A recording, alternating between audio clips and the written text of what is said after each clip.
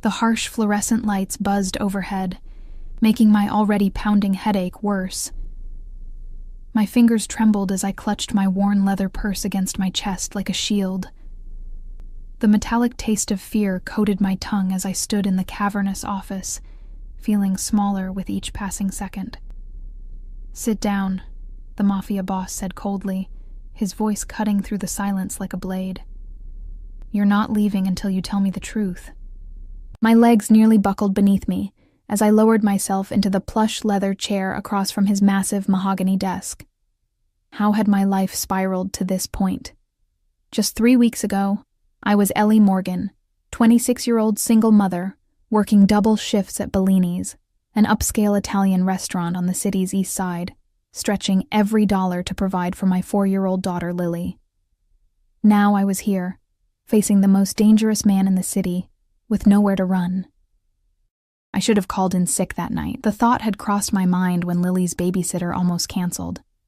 But I needed the money desperately. Rent was due, and the medical bills from Lily's last asthma attack had drained my emergency fund. So I'd begged Mrs. Patel from next door to watch Lily for a few hours, promising to bring back tiramisu. I remembered the exact moment he walked into Bellini's. The restaurant had fallen eerily quiet, like a held breath. Even before I turned around, I felt a shift in the atmosphere, something electric and dangerous. "Table 7 needs attention," my manager had whispered urgently, his usually confident voice tinged with nervous deference. "Mr. Castellano, very important client." I'd heard rumors about Dante Castellano. Everyone in the city had. 32 years old, and already the undisputed head of the Castellano crime family after his father's mysterious disappearance 3 years ago. Handsome enough to grace magazine covers, dangerous enough to make hardened men tremble. But nothing had prepared me for seeing him in person. When I approached table 7, my heart stuttered. He sat alone, although 2 intimidating men in dark suits stood nearby, scanning the room with practiced vigilance. Dante Castellano was breathtaking in the most terrifying way. Sharp cheekbones, intense dark eyes under heavy brows, full lips set in a hard line. His perfectly tailored black suit probably cost more than 6 months of my rent. His hands, adorned only with a heavy gold signet ring, rested on the white tablecloth. "Good evening, sir. Welcome to Bellini's," I'd said, proud that my voice remained steady despite the way my knees trembled beneath my black uniform skirt. "May I tell you about our specials this evening?" He'd looked up slowly, his dark eyes capturing mine with an intensity that made my breath catch. For a long, uncomfortable moment, he just stared at me, his gaze moving from my face to my name tag and back again. The corner of his mouth had curved slightly. Not quite a smile, more like he'd discovered something unexpected, and wasn't yet sure if he was pleased. "Eliana," he'd said, my name rolling off his tongue in a way that made it sound like it belonged to him. No one called me Eliana except my late grandmother. My name tag only said Ellie. "What do you recommend?" he'd asked, his voice a deep rumble that seemed to vibrate through my bones. I'd recommended the osso buco, our chef's specialty, and he'd nodded once, dismissively. Returning to the phone call he'd apparently paused when I approached. I fled back to the kitchen, feeling his eyes on me the entire way, like a physical touch trailing down my spine. That night, he stayed until closing, conducting business with a stream of visitors who came and went from his table, speaking in hushed tones. Each time I approached to refill his water or clear a plate, he would abruptly stop his conversation, his dark eyes tracking my movements with unnerving focus. When I brought his check, he handed me a black credit card without looking at the bill. Our fingers brushed during the exchange, and I couldn't help but notice how warm his skin was against my perpetually cold hands. As I returned with the receipt, he caught my wrist, his grip firm but not painful. "You have beautiful hands," he'd said, his thumb tracing over my knuckles. A pianist's hands. I'd frozen, heart hammering against my ribs. "I used to play, in high school," I'd whispered, wondering how he could possibly know that. He'd smiled then, a predator's smile that didn't reach his eyes. "I'd like to hear you play someday." When he finally left, I discovered a $1,000 tip on a $300 meal. I tried to return it, running out to the parking lot where his sleek black Bentley waited, but his driver had stopped me with a firm hand on my shoulder. "Mr. Castellano doesn't make mistakes," he'd said, his tone making it clear that refusing wasn't an option. I'd accepted the money with shaking hands. That night, I couldn't sleep, torn between gratitude for the money that would cover Lily's medications and a creeping dread that I couldn't name. The next day, an enormous bouquet of white lilies arrived at my apartment. No card, no explanation needed. I knew who they were from, and it terrified me that he knew where I lived. The day after that, a piano was delivered, a gleaming black baby grand that dominated my tiny living room. The delivery men had refused to take it back, insisting that everything had been paid for, including 1 year of professional tuning services. That night, as Lily delightedly banged on the keys, I stood at my window, certain I could feel eyes watching me from the black SUV parked across the street. For the next week, expensive gifts arrived daily, designer clothes in exactly my size, children's books for Lily, gourmet food deliveries. I donated the clothes, kept the books because Lily had already fallen in love with them, and shared the food with my elderly neighbors. I tried to avoid him when he returned to the restaurant the following week, asking another server to take his table. But my manager had pulled me aside, his face pale. "Mr. Castellano specifically requested you, Ellie," he'd said, adjusting his tie nervously. "He's not a man we can say no to." And so it began. Twice a week, he would come to Bellini's, always requesting my section. He rarely spoke beyond ordering, but his eyes followed me constantly, dark and possessive. The tips were always extravagant, the gifts continuing to arrive at my apartment despite my never having given him my address. I should have quit, should have moved, should have done something. But where would I go? How would I support Lily? The tips alone were paying for her medications and building a savings account I'd never been able to manage before. Then came the night that changed everything. I'd been working a double shift, exhausted from being up the previous night with Lily during an asthma flare-up. As I served Dante's usual table, I'd swayed slightly, my vision blurring from fatigue.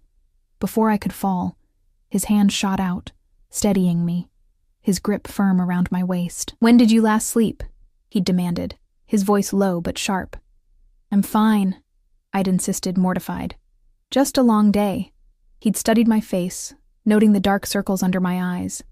Without another word, he stood, threw cash on the table, and guided me firmly toward the exit, his hand never leaving the small of my back. "What are you doing?"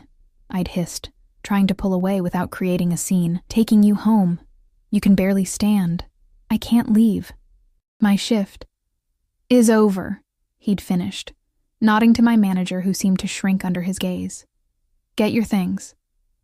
Too exhausted to fight, I'd retrieved my purse from the break room. Outside, his Bentley waited at the curb, the driver holding the door open. Every instinct screamed at me not to get into that car, but after weeks of gifts and attention, after seeing how he commanded every room he entered, I'd somehow convinced myself he wasn't as dangerous as his reputation suggested, at least not to me. How wrong I'd been. The Bentley had glided through the city streets, Dante sitting beside me in silence, his presence filling the car with tension I could almost taste. When we pulled up in front of my apartment building, relief flooded through me until I saw the black SUV parked nearby and a familiar figure leaning against it. Marco, my ex, Lily's father, the man who had abandoned us when I was 7 months pregnant, only to reappear occasionally demanding money once he'd gambled away whatever cash he had. The man who had sworn to get what was his, the last time I'd refused to give him money for his debts. I hadn't seen him in months, had hoped he'd finally moved on. My stomach dropped at the sight of him. "You know him," Dante said. It wasn't a question. "Lily's father," I'd whispered, my hands clenching into fists in my lap. "He wants money." Something dangerous had flashed in Dante's eyes then, a cold fury that made me shrink back against the leather seat. He said something in Italian to his driver, his voice terrifyingly calm. "Wait here," he'd ordered me. And then he was out of the car, moving with lethal grace toward Marco. I couldn't hear what was said, but I watched Marco's face transform from aggressive confidence to ash-white terror. Within minutes, Marco was gone, peeling away in his battered car, and Dante was opening my door, offering his hand. "He won't bother you again," he'd said simply. That night, he'd insisted on seeing me safely to my door, his eyes taking in every detail of my small apartment. When his gaze landed on Lily, asleep on Mrs. Patel's lap on the couch, something in his expression had shifted, softened for just a moment. "Your daughter?" he'd asked. I'd nodded, fear spiking through me at the interest in his eyes. "Please," I'd whispered, though I wasn't sure what I was begging for. Protection? Distance? Mercy? He'd looked at me for a long moment, then reached out to tuck a strand of hair behind my ear, his touch feather light. "Get some sleep, Eliana," he'd said softly. "I'll see you soon." 3 days later, Marco was found badly beaten in an alley behind a casino. The police report said it was likely related to gambling debts. I knew better. That same day, I received papers in the mail, legal documents transferring full custody of Lily to me, with Marco's signature, notarized and completely legitimate. I should have run then. Instead, I'd written a thank you note, leaving it with the maitre d' at Bellini's. The next night, after my shift, the black Bentley waited outside. The driver handed me a phone, a new iPhone I couldn't afford, with Dante already on the line. "Have dinner with me tomorrow," he'd said. Not a request, a statement.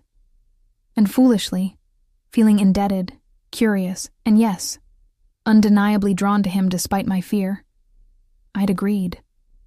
That dinner led to another and another, always in private rooms, at exclusive restaurants, or at properties he owned throughout the city.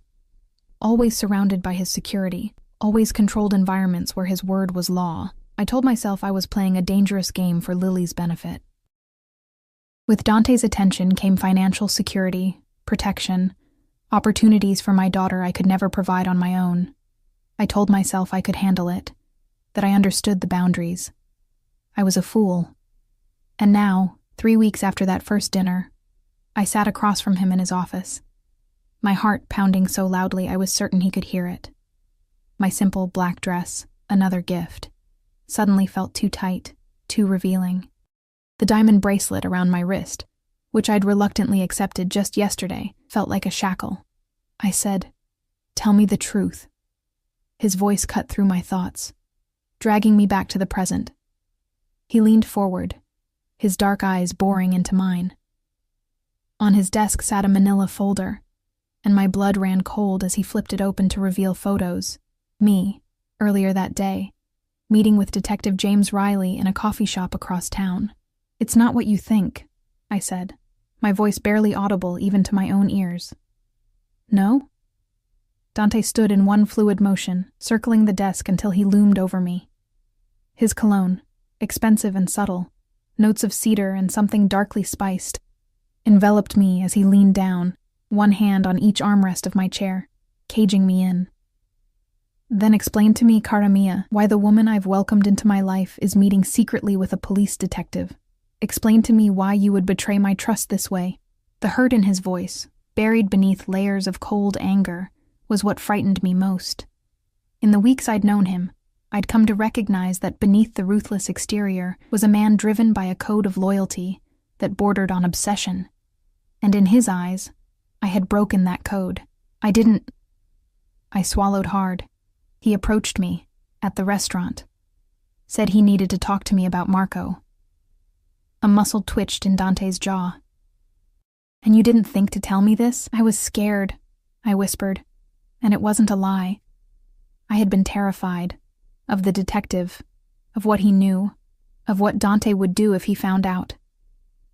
He said he had questions about Marco's assault, that I was a person of interest. "I didn't want to worry you." Dante straightened, studying me with those impenetrable dark eyes. "You didn't want to worry me," he repeated, his tone making it clear how ridiculous he found that notion. "So instead, you meet him in secret and lie to my face when I ask where you're going." He moved away suddenly, pacing the length of his office with controlled fury. I watched him, this beautiful, dangerous man who had inserted himself into my life with the relentless force of a natural disaster. In just 3 weeks, he had made himself essential to my existence. Through fear, Yes, but also through unexpected kindnesses, through the genuine interest he showed in Lily, through the way he looked at me sometimes, like I was a miracle he hadn't dared hope for. Dante, I said softly, using his first name despite knowing how it would affect him. As expected, he stopped pacing, his attention snapping back to me. I made a mistake. I should have told you, but I was trying to protect you too. He laughed, a harsh sound devoid of humor. Protect me? You think I need protection from a mid-level detective who can barely tie his own shoes without department approval? I know what he really wanted, I continued, forcing myself to hold his gaze. He wasn't interested in Marco. He wanted information about you, about your business. He thought he could use me to get to you. And could he? Dante asked, suddenly very still. I stood on shaking legs, gathering courage I didn't know I possessed. No, I said firmly. I told him nothing. I would never betray you that way. Dante moved toward me with predatory grace, closing the distance between us until I could feel the heat radiating from his body. He reached up, his fingers tangling in my hair, tightening just enough to tilt my head back, forcing me to look into his eyes. Why should I believe you, Eliana? He asked, his voice a dangerous whisper. Give me one reason. In that moment, suspended in his grip, I realized a terrible truth that had been growing inside me for weeks. Despite everything, the fear, the control, the knowledge of who and what he was, I had fallen for Dante Castellano. And that made me more vulnerable than anything else. Because I'm yours, I whispered, the words falling from my lips before I could stop them, whether I want to be or not. His eyes darkened, pupils dilating as his grip in my hair softened, becoming almost a caress. Say it again, he demanded. I'm yours, I repeated, tears filling my eyes. And it terrifies me. For several heartbeats, Dante remained perfectly still, his eyes searching mine for any trace of deception. His hand slid from my hair to cut my cheek, his thumb brushing away a tear I hadn't realized had fallen. You're right to be terrified, he said finally, his voice low and intimate. What I feel for you, it isn't gentle, Eliana. It isn't kind. He stepped back, creating distance between us that somehow felt more threatening than his proximity had been. I watched as he moved to the wall of windows behind his desk, looking out over the city lights that sparkled like fallen stars in the darkness. His silhouette was sharp against the glass, shoulders broad beneath his impeccable suit, posture rigid with controlled power. When I first saw you, he said, not turning around, I thought you would be a momentary distraction. Beautiful, yes. Interesting, perhaps, but temporary. He laughed softly, the sound lacking any warmth. I was wrong. He turned then, his face half in shadow. Do you know what Detective Riley told you over coffee today? My blood ran cold. He knew exactly what had been said. Of course he did. He said you were dangerous, I admitted, my voice barely above a whisper, that you would destroy me. And what did you tell him? I swallowed hard. That I could take care of myself. The corner of Dante's mouth curved upward. Can you, cara mia? Because from where I stand, you've made a series of disastrous choices. Starting with Marco. The mention of Lily's father sent a jolt of anger through me, straightening my spine. That was a lifetime ago. I was 19 and stupid, and I got Lily from that mistake, so I can't regret it entirely. No, Dante agreed, his expression softening fractionally. Your daughter is exceptional. He said the word with such genuine admiration that my heart clenched painfully in my chest. During the past weeks, he had been surprisingly good with Lily on the few occasions they had interacted. Patient with her endless questions, attentive to her chattering stories in a way that seemed impossible for a man like him. But your association with Detective Riley, Dante continued, his voice hardening again. That was a mistake you made just this morning. One that could have consequences beyond your imagination. He returned to his desk, fingers trailing over the manila folder containing the surveillance photos. Did he offer you protection? Money? A new identity, perhaps? Yes, I admitted. All of that. He said he could help Lily and me disappear. Start fresh somewhere you couldn't find us. Dante's hand curled into a fist on the desk, the only visible sign of his fury. And did you consider his offer? I hesitated too long, and Dante's eyes flashed dangerously. Yes, I finally said, deciding that honesty was my only chance now, for a moment, when he showed me the photos. What photos? I closed my eyes, unable to look at him as I spoke. Of the men who opposed you, what happened to them? What happens to anyone who crosses Dante Castellano? The silence that followed was deafening. When I finally forced myself to open my eyes, Dante had moved closer, watching me with an expression I couldn't read. "Are you afraid of me, Eliana?" he asked softly. "Yes," I whispered. "Good." He nodded once, decisively. "Fear will keep you alive. But know this." He reached for me again, tilting my chin up with one finger. "My enemies suffered because they betrayed me. I protect what's mine. Always." The possessiveness in his tone sent shivers down my spine. "I'm not yours to protect," I said, trying to sound braver than I felt. "I never agreed to this, whatever this is." His laugh was genuine this time, rich and warm with actual amusement. "Agreed? Oh, Eliana." He shook his head slightly. "The moment you accepted that first gift, the moment you didn't run when you realized I was watching you, the moment you stepped into my car, you agreed to everything. He was right, and we both knew it. Each small surrender had led to this moment, trapped in his office with nowhere to run, bound to him by choices I had made with my eyes wide open. "What happens now?" I asked, unable to keep the tremor from my voice. Dante studied me for a long moment, his expression inscrutable. "Now," he said finally, "we address your meeting with Detective Riley. He believes he can take you from me. He's mistaken. But the situation must be corrected." Fear gripped me like a physical force. "You can't hurt him. He was just doing his job. He doesn't—" "Enough." Dante cut me off with a sharp gesture. "Your concern for the detective is noted and misplaced."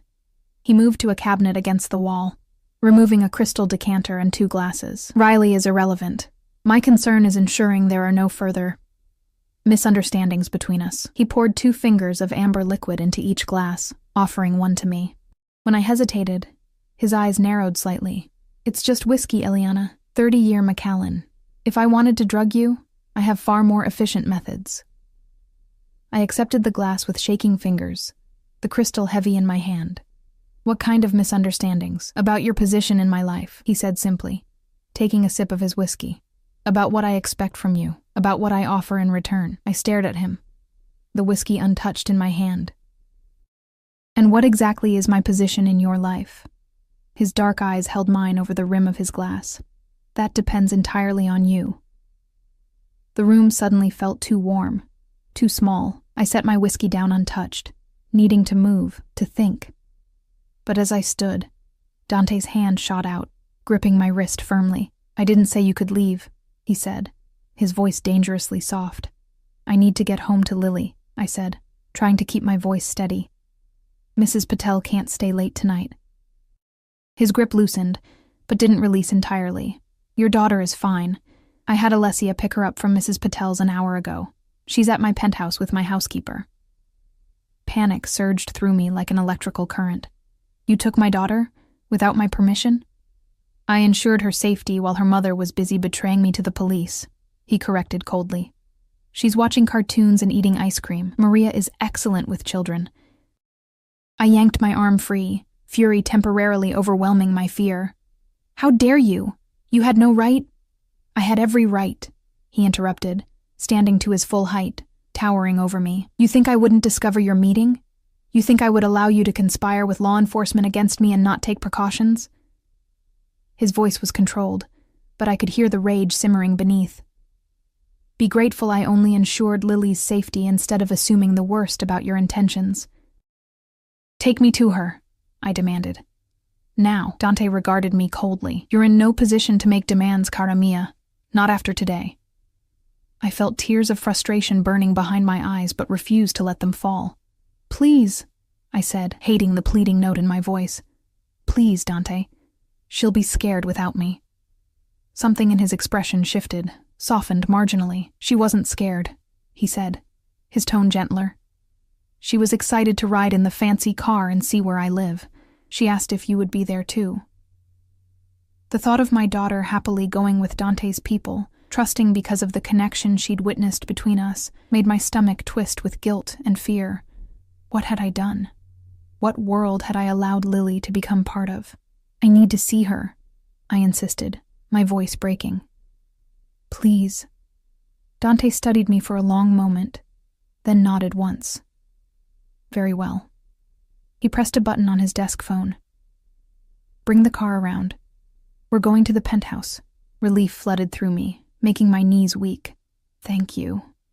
Don't thank me yet, he said, his voice deceptively mild as he gathered his suit jacket from the back of his chair. Our conversation isn't finished, Eliana. It's merely changing locations. The ride to Dante's penthouse passed in tense silence. In the 3 weeks since he had entered my life, I had never been to his home. Our dinners had always been at restaurants or private clubs. The few times he had seen Lily had been at my apartment. This crossing of boundaries, bringing my daughter into his personal space, felt significant in a way that terrified me. His driver navigated through the city with practiced ease, eventually pulling into an underground garage beneath one of the most exclusive buildings downtown. I'd walked past this gleaming tower of steel and glass many times, never imagining what lay inside. 2 security guards nodded respectfully as Dante led me to a private elevator, pressing his thumb to a biometric scanner. You live here alone? I asked, desperate to break the suffocating silence as the elevator ascended swiftly. Yes, he replied simply, though there is staff, housekeepers, security, a chef when needed. It seems lonely, I said without thinking. Dante's eyes flicked to mine, something vulnerable flashing in their depths before disappearing behind his usual mask of control. Solitude and loneliness are not the same thing, cara mia. Before I could respond, the elevator doors opened directly into a stunning foyer. Marble floors gleamed beneath soft lighting, the walls adorned with what looked like original artwork worth more than I would earn in several lifetimes. Everything spoke of wealth and power, tasteful, understated, but undeniable. Mommy! Lily's voice rang out, and I turned to see my daughter racing toward me from an adjoining room, her face split in a wide grin. I knelt, gathering her into my arms, breathing in her familiar scent of baby shampoo and the faint sweetness that was uniquely hers. Hey, sweetheart, I murmured, holding her tightly. Are you okay? Lily pulled back, her blue eyes, so like mine, bright with excitement. Dante has a fish tank with Nemo and Dory in it, and Maria made spaghetti that twirls on the fork. Can we stay here tonight, please? I glanced up to find Dante watching us, his expression unreadable. Behind him stood an older woman with silver-streaked dark hair and kind eyes. Maria, I presumed, who smiled gently at me. Lily has been a perfect angel, signora, she said, her Italian accent pronounced, but her English clear. She has had dinner and is ready for her bath whenever you wish. Thank you, I said, overwhelmed by the normalcy of it all. The domesticity that seemed so at odds with the confrontation in Dante's office just an hour ago. Maria will show you to Lily's room, Dante said, his tone neutral. Everything she needs has been provided. Once she's settled, we'll continue our discussion. I wanted to argue, to demand we leave immediately, but one look at Lily's excited face told me that would only upset her. And I couldn't afford to show any conflict between Dante and myself in front of my daughter.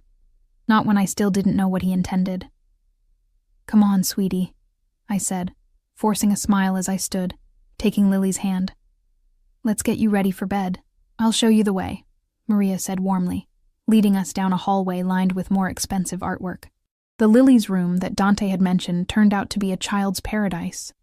A spacious bedroom decorated in soft blues and purples, with a canopy bed fit for a princess, shelves filled with books and toys, and yes, a large aquarium built into one wall, populated with colorful tropical fish. When did he do this?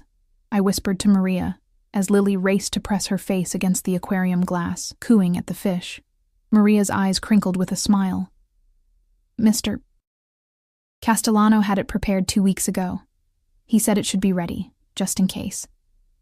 Just in case. The words chilled me to the bone. Dante had been planning this, planning to bring Lily here, for weeks. While I'd been telling myself our relationship was casual, undefined, he had been creating a space for my daughter in his home. With Maria's help, I got Lily bathed and into pajamas. Brand new, perfectly sized, with her favorite cartoon character on them. As I tucked her into the enormous bed, she yawned widely. "I like it here, Mommy," she murmured sleepily. "Dante said I can have piano lessons, can I?" "We'll see, baby," I said, smoothing her damp hair back from her forehead. "Sleep now, okay? 'Kay." Her eyes were already drifting closed. "Love you." "Love you too, more than anything," I whispered, pressing a kiss to her forehead. I stood watching her for several minutes, my heart aching with love and fear in equal measure. How had I let things go so far? How had I allowed Dante Castellano to become so entwined in our lives that my daughter now slept peacefully in a room he had prepared specifically for her? "She'll sleep well," Maria said softly from the doorway. "Children always do here. It's peaceful." I wondered how many children had stayed in this room.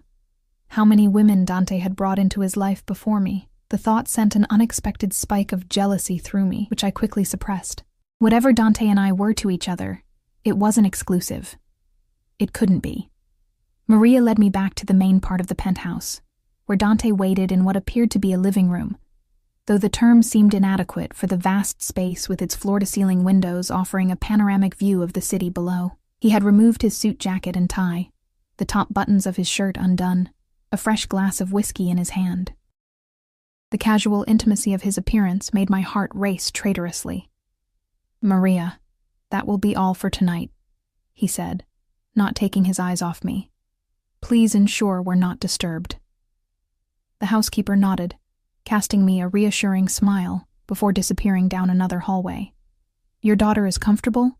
Dante asked, gesturing for me to sit on one of the sleek leather couches. I remained standing. "You prepared a room for her, weeks ago."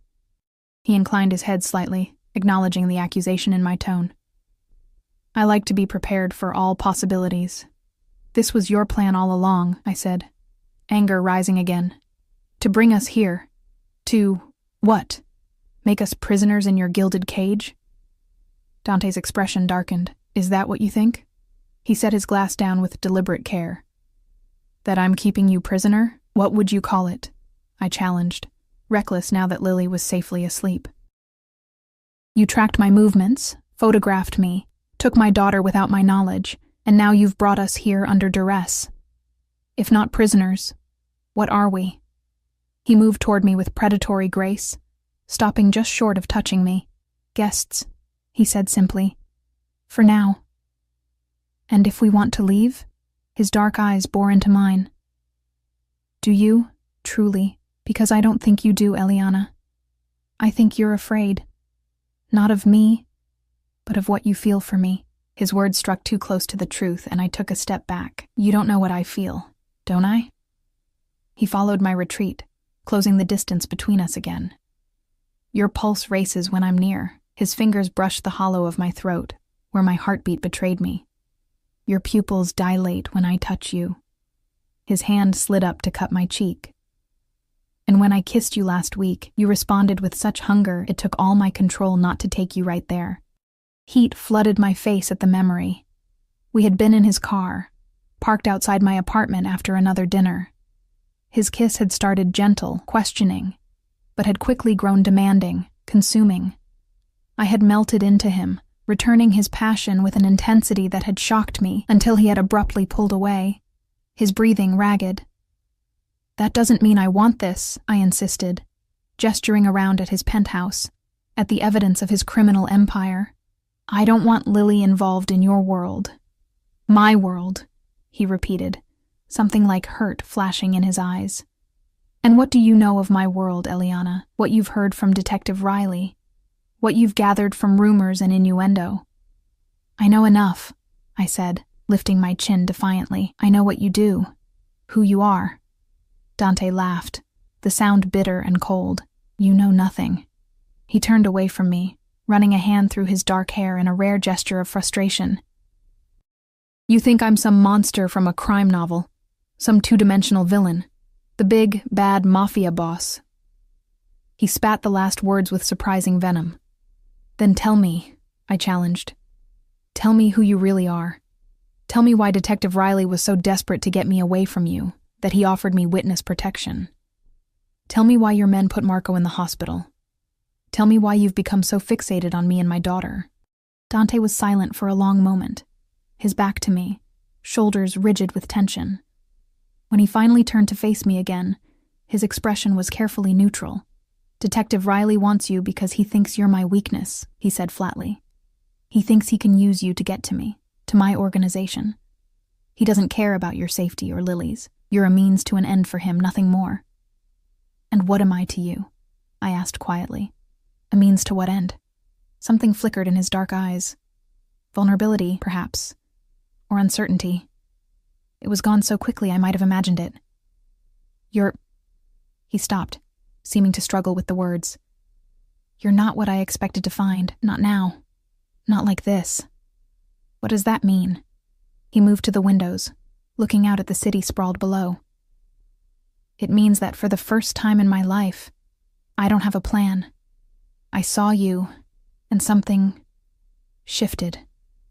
Everything I thought I knew, everything I had built my life around, it suddenly seemed hollow. I watched him, this dangerous, powerful man who suddenly looked almost lost. Why me? I whispered. Dante turned from the window, his dark eyes finding mine again. Do you believe in fate, Eliana? The question caught me off guard. I don't know. Not really. He nodded, as if my answer was expected. My grandmother did. She used to tell me stories about souls that were meant to find each other, across time, across circumstances. A ghost of a smile touched his lips. I thought it was nonsense, until I saw you. Something in his voice, a raw honesty I hadn't heard before, made my breath catch. What are you saying? I'm saying that the moment you walked up to my table at Bellini's, something clicked into place. Something I hadn't realized was missing. He moved closer, each step deliberate. You looked at me, really looked at me, without the fear or deference I'm accustomed to. You saw me as a man, not a position or a title or a threat. I was terrified, I admitted. Yes, he acknowledged with a slight nod, but not paralyzed by it. You stood your ground. You recommended the ossobuco with such quiet confidence. His smile widened fractionally. It was terrible, by the way. A startled laugh escaped me before I could stop it. Chef Marconi would be devastated to hear that. I didn't go there for the food. Dante was close enough now that I could smell his cologne again, could feel the heat radiating from his body. I was meeting with an associate. The restaurant is a convenient neutral ground. But then there you were, and suddenly nothing else seemed important.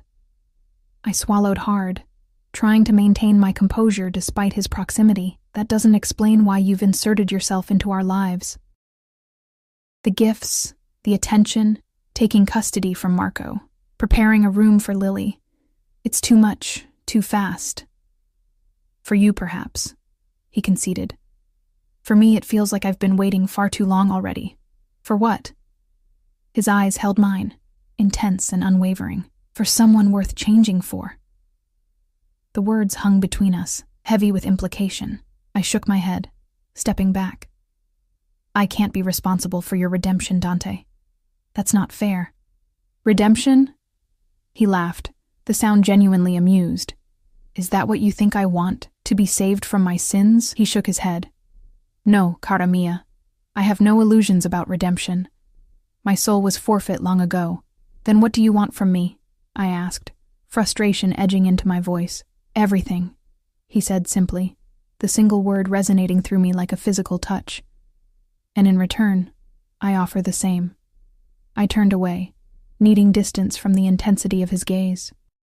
You say that as if it's a fair exchange, but you've taken my choices away. You've backed me into a corner where agreeing to whatever this is seems like the only option. I heard him move behind me, felt his presence close again, though he didn't touch me. You always have choices, Eliana. I've ensured they're comfortable choices, advantageous to you and Lily, but they remain choices nonetheless. And if I choose to walk away? I asked, still not facing him. To take Lily and leave tonight? His silence lasted long enough that I finally turned to look at him. His expression was carefully controlled, but I could see the muscle working in his jaw, the slight narrowing of his eyes. "Is that what you want?" he asked finally, his voice deceptively calm. "I want to understand what's happening," I said honestly. "I want to know why a man like you would become so fixated on someone like me. I want to know what you're really offering, and what the price will be." Dante studied me for a long moment, then nodded once, decisively. "Fair enough." He gestured to the couch. "Please sit. This conversation requires honesty from both of us." This time I complied, perching on the edge of the sleek leather sofa.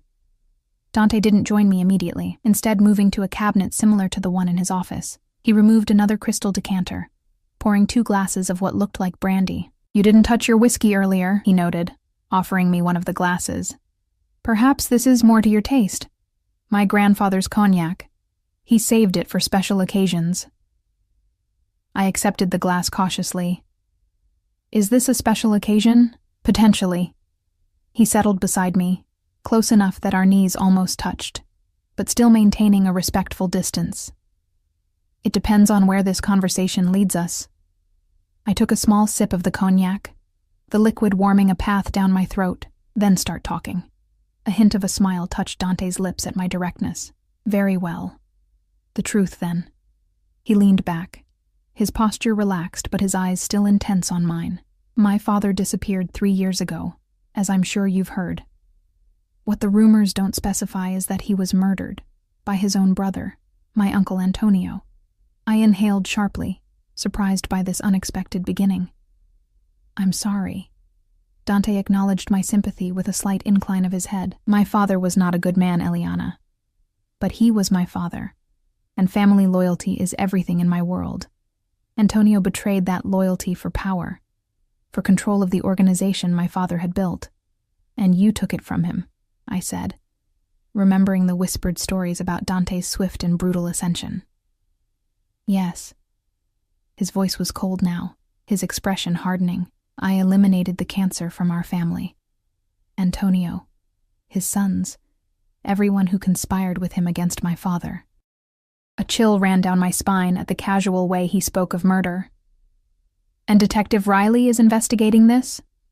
Dante laughed humorlessly. "Riley couldn't find his way out of a paper bag with a map and a flashlight. No, he's a pawn, a minor piece moved by larger players. There's a federal task force that's been trying to build a RICO case against our family for years. They've never succeeded because we maintain strict separation between our legitimate businesses and our other interests."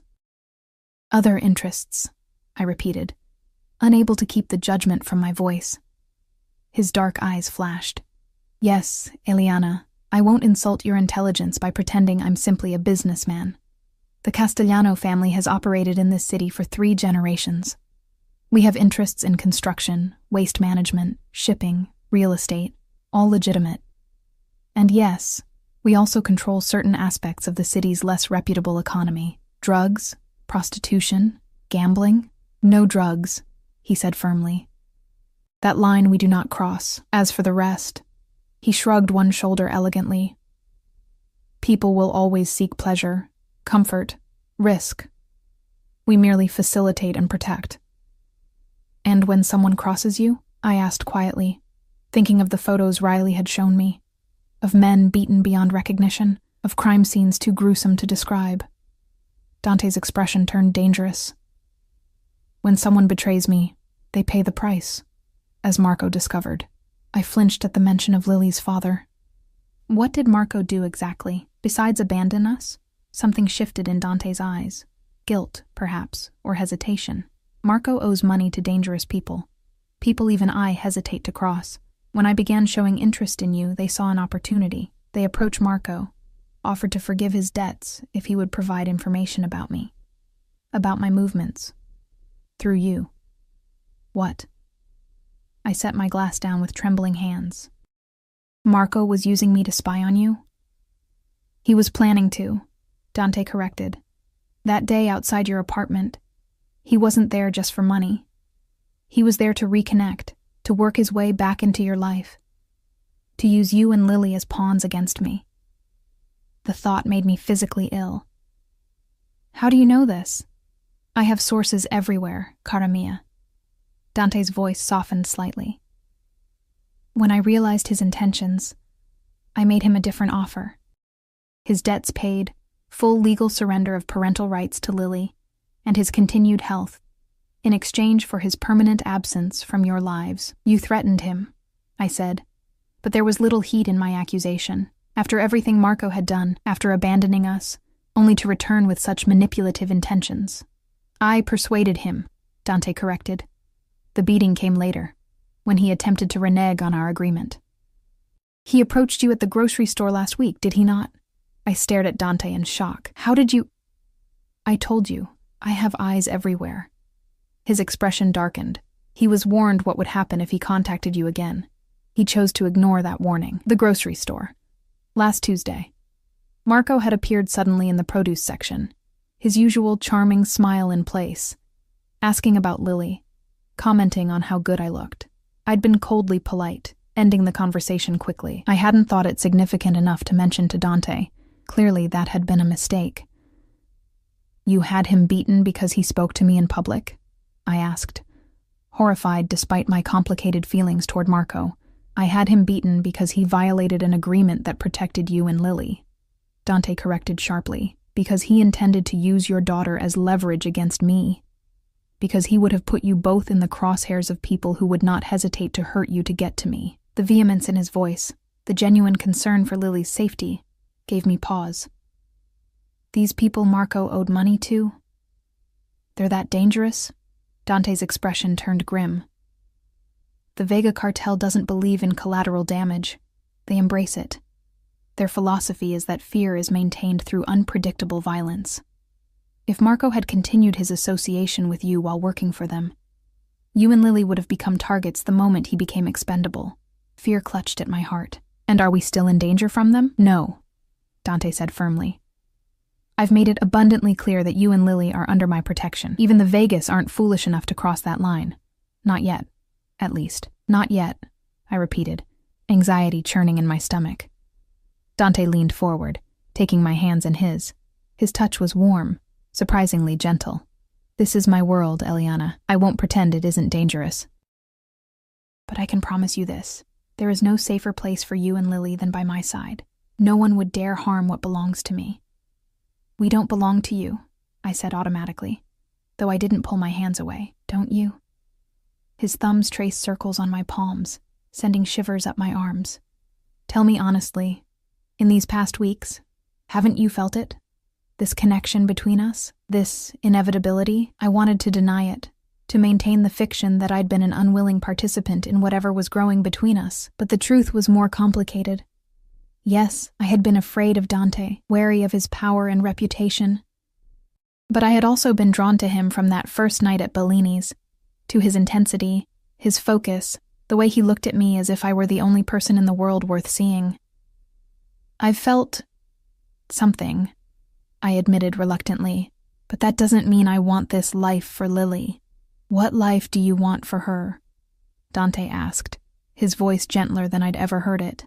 The life you've been providing? Working double shifts, barely making rent, worrying about medical bills, living in an apartment where the heat fails every winter? His words stung precisely because they hit so close to home. We've managed. You've survived, he corrected. But Lily could thrive. With me? With us? She would want for nothing. The best schools, the best opportunities, security, stability, and what happens when she's old enough to understand what you do? I challenged. When her classmates whisper about her stepfather, the Mafia boss, when she sees your name in the news connected to violence and crime. Dante's expression hardened. By the time Lily is old enough to understand such things, circumstances will be different. Different how? He released my hands, standing abruptly to pace the length of the window. Do you think I haven't considered this? That I haven't planned for a future that would be suitable for a family, for you and Lily? I watched him, confusion mingling with a dangerous hope. What are you saying? Dante turned to face me, his expression resolute. I'm saying that for the past year, I've been working to legitimize our family businesses entirely. moving our assets into legal ventures, cutting ties with the old ways. My father would never have considered it, but I see a different future. I stared at him in disbelief. You're trying to go legitimate? Just like that? Not just like that, he said, a hint of irritation coloring his tone. It's a complex process, dangerous. Many of our associates don't share my vision. There have been complications. Is that why Detective Riley is so interested in you right now? Because you're vulnerable during this transition? Dante's eyes narrowed slightly. Perceptive, cara mia. Yes, the authorities sense weakness, division. They're hoping to exploit it. Riley approached you because they believe you might have information, or that you could be persuaded to wear a wire, to gather evidence. The thought made me shudder. I would never. I know. He interrupted softly. That's why you're here, rather than in a cell, or worse. The implied threat should have terrified me. Instead, it only highlighted the precarious situation we were both in. So what happens now? With us? Dante moved back to the couch, sitting closer this time, his knee brushing against mine. That depends on you, Eliana. I've shown you my world. The danger, yes, but also the possibilities. I've told you my intentions for the future. Now you must decide if you're willing to be part of that future. And if I'm not? I asked, my voice barely above a whisper. His expression remained impassive, but I saw pain flash in his eyes. Then you and Lily will be provided for. A new identity, a new city, enough money to ensure you never need to work double shifts again. You would never see me again. The thought of never seeing Dante again created an unexpected hollowness in my chest. Despite everything, the fear, the manipulation, the danger, the idea of walking away from him permanently felt impossible now. And if I stay? I asked. Hardly believing I was considering it, Dante reached out, his fingers gently tucking a strand of hair behind my ear. If you stay, you accept all of me, who I am now and who I'm trying to become. You accept my protection, my provision, my devotion to you and Lily. You become mine in every way, and I become yours. Marriage, I said, the word coming out as a shocked whisper. A small, genuine smile touched his lips. Eventually, yes, when you're ready. When you can say yes, knowing exactly what you're agreeing to. And until then? His hand cupped my cheek, his touch feather-light. Until then, you and Lily stay here, where I can ensure your safety, where we can discover what we could be to each other, away from the eyes of both my world and yours. A trial period, I said, unable to keep a hint of wry humor from my voice. Dante's smile widened. If you prefer to think of it that way, yes. I should have been outraged, should have demanded he take us home immediately. Instead, I found myself considering his proposal, what was waiting for us at my apartment. More double shifts, more stress, more struggling to give Lily the life she deserved, and here was a man offering us everything, asking only for my trust and presence in return. A man who had ordered Marco beaten. A man who had built his empire on violence and fear. A man who was now trying to change, but whose past would always shadow his future, and ours, if I agreed to link our lives to his. I need time, I said finally, to think, to process all of this. Dante nodded, his expression carefully neutral. Of course. Take all the time you need. Tonight, rest. We can continue this discussion tomorrow. He stood, offering his hand to help me up. I took it, hyper-aware of the warmth of his skin, the strength in his fingers as they closed around mine. I'll show you to your room, he said, releasing my hand once I was standing. It's next to Lily's. I thought you would prefer to be close to her. I nodded, suddenly exhausted by the emotional turmoil of the day. Thank you. Dante led me back through the penthouse, down the hallway where Maria had taken Lily earlier. He stopped at a door 2 down from my daughter's room, opening it to reveal a luxurious bedroom decorated in soothing shades of blue and cream. Everything you need should be here, he said, gesturing to a door within the room. Bathroom through there. Closet is fully stocked. At my surprised look, he added, Maria took your measurements from the clothes I've given you. I hope everything fits. The casual reminder of how thoroughly he had inserted himself into my life, how carefully he had planned for this moment, sent a shiver down my spine. Not entirely of fear. If you need anything during the night, press this button, he continued, indicating a panel by the bed. It will alert security and someone will assist you. Not you? I asked before I could stop myself. Dante's eyes darkened. If you want me, Eliana, you need only say my name. I will come to you. But only if you're certain that's what you want. The implication hung between us, charged with possibility. I swallowed hard, taking a step back. Good night, Dante. He inclined his head slightly. Good night, cara mia. Sleep well. He turned to leave, then paused in the doorway, looking back at me with an intensity that stole my breath. For what it's worth, I'm sorry about today, the way it happened. You deserved better than ultimatums and fear. Before I could respond, he was gone, closing the door softly behind him. Alone, I sank onto the edge of the bed, my mind racing with everything that had happened, everything I had learned. Dante Castellano was trying to go legitimate. He wanted me, us, to be part of that new life he was building. He was offering protection, security, a future free from the struggles that had defined my life since Lily was born. But at what cost? Could I trust him? Could I trust myself around him? I moved to check on Lily, finding her still fast asleep in her princess bed. Her favorite stuffed rabbit clutched tightly in her arms. She looked so peaceful, so content. Had she ever looked that way in our small apartment? Returning to my assigned room, I explored the space that Dante had prepared for me. The closet was indeed fully stocked. Designer clothes in exactly my size, from casual wear to formal gowns. The bathroom contained every luxury imaginable, including my favorite shampoo and the expensive face cream I had sampled once at a department store but could never afford to buy. He had thought of everything, planned for everything. The realization was both comforting and terrifying. Too exhausted to think clearly, I showered and changed into silk pajamas that felt sinfully soft against my skin.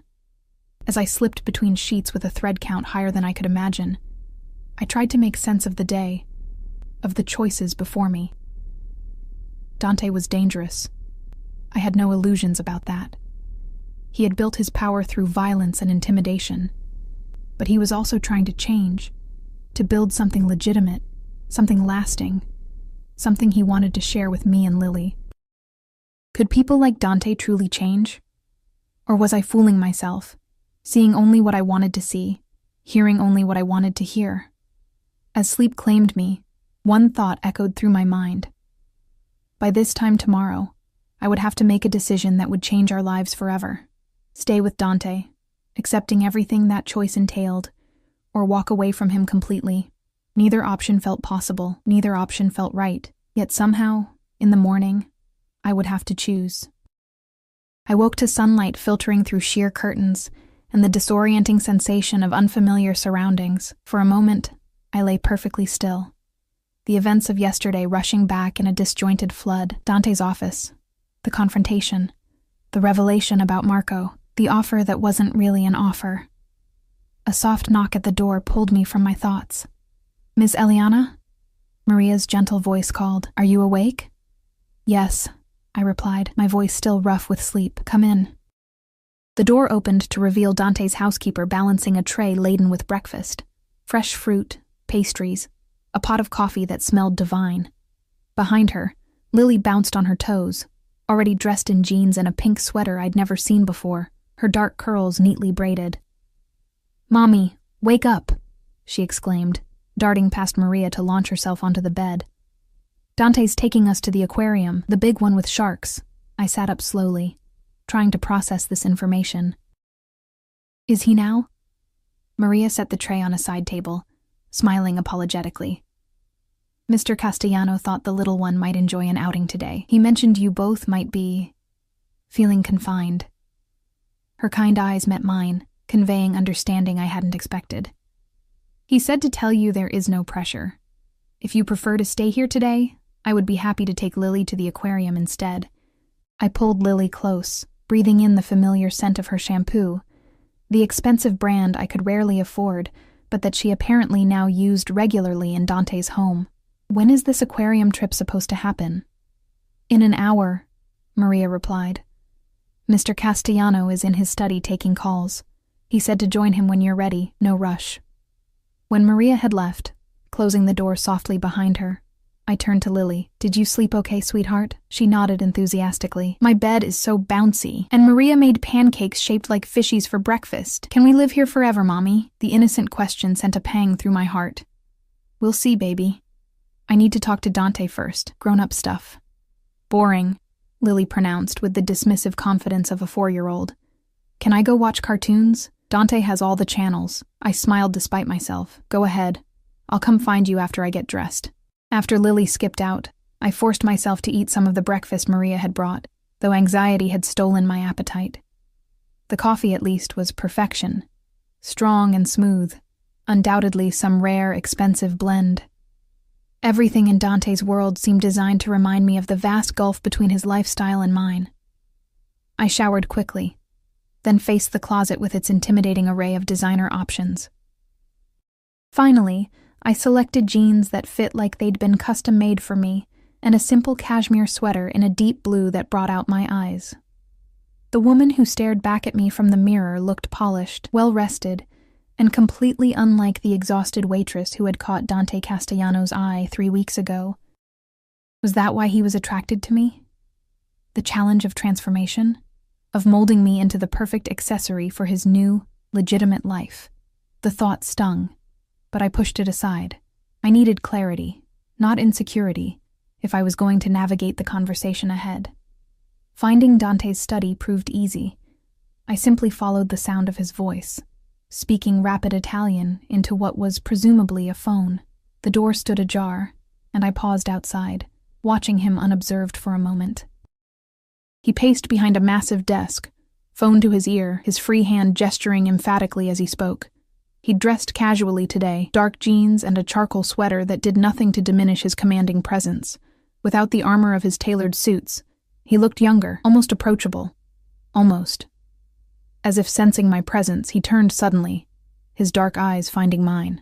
The harsh lines of his face softened immediately, his voice shifting to a gentler tone as he wrapped up his call with a few clipped words. "Buongiorno, cara mia," he said, setting the phone down and moving around the desk. "You slept well, I hope?" I crossed my arms, remaining in the doorway. "Well enough, considering," he nodded, accepting my guarded response without comment.